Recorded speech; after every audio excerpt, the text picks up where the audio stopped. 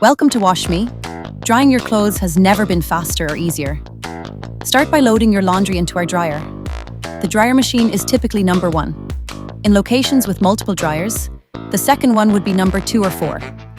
If there are 2 WashMe stations at the same location, make sure you pay at the station next to the machine you're using. Touch the screen to begin and select your service, wash or dryer.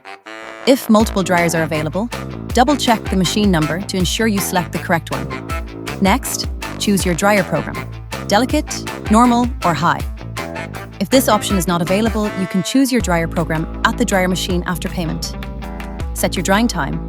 Please note, the 15-minute option is recommended as a top-up time or for small loads of delicate items. The machine does not print a receipt. Choose to proceed. Before making your payment, you can opt to receive a receipt by email. Then, pay by simply tapping your card on the terminal. Return to your machine, make sure the door is fully closed, and press start. That's it. Your laundry is on its way. And don't forget, do not open the dryer while it is running, so it does not lose heat and keeps performing at its best. With over 600 locations across Ireland, there's always one near you. Find your nearest WashMe today.